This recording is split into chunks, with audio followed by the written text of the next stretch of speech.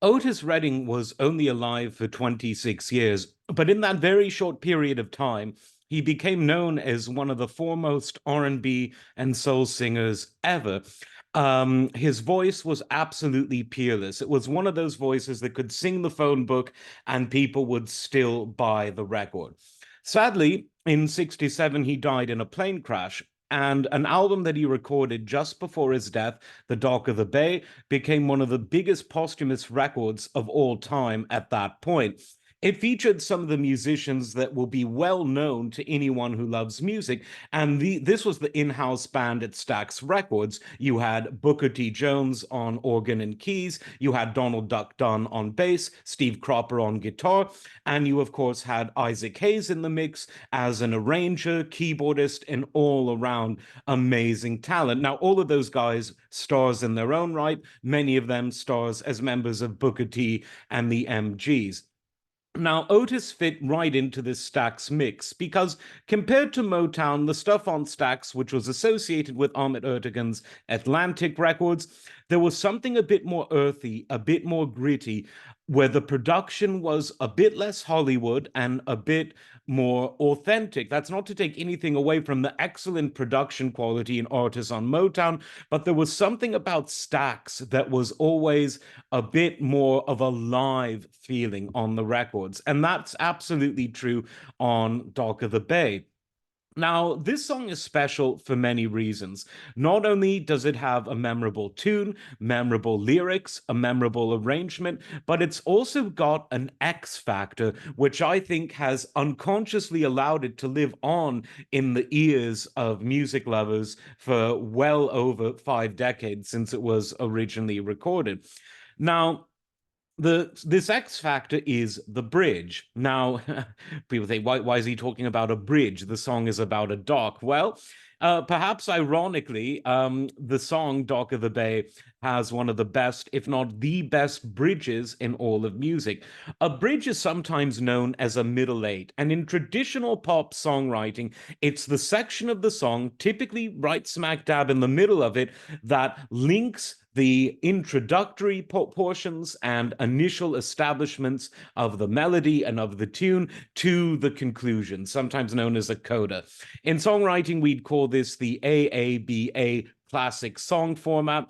And what makes a bridge good is something that might seem a bit counterintuitive. The best bridges are those that could stand on their own as songs. Many bridges don't accomplish that, and this is true even in many very good songs. Some bridges exist as sort of a minor off ramp or on ramp to the core of the song without really deviating too much. But the very best bridges are those that are able to stand on their own, yet still fit so seamlessly and so cohesively into the song itself. And I cannot think of a bridge that accomplishes this better than the bridge of Dock of the Bay. It's a very short song, but within it is frankly two songs. The bridge stands on its own, and the song that's built on either side of it stands on its own.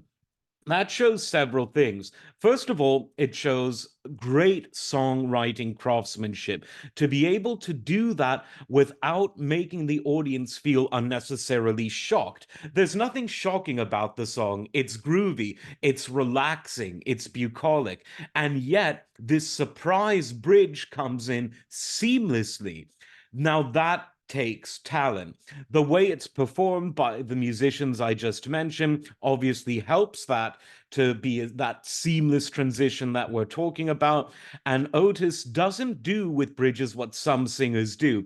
Some singers might be singing along the song, and then there comes the bridge, and they change their entire modus operandi. They change the way that they vocally approach the song. Great singers are able to approach the bridge as if you're riding, let's say, in a big Cadillac Fleetwood where the suspension is so smooth, you're going from smooth terrain to rough terrain, and you can't even feel it if you're a passenger in that car. That's the best way I can describe Otis Redding's vocal approach to the bridge. Just smooth up to the bridge, smooth down, back to the conclusion of the song.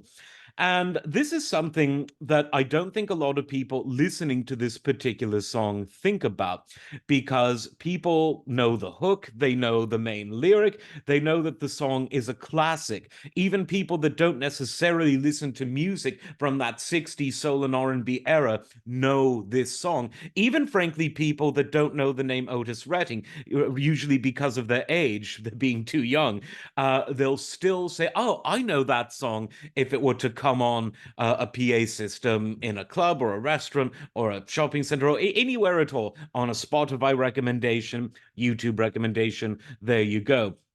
So those are all qualities that have made this song special, but it has, in my view, the best bridge there has ever been. You might miss it because it's so smooth. Listen again, you say, aha, that is a really musically clever, timeless, and endearing bridge.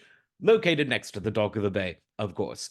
Like, subscribe, tune in next time. We'll see you soon.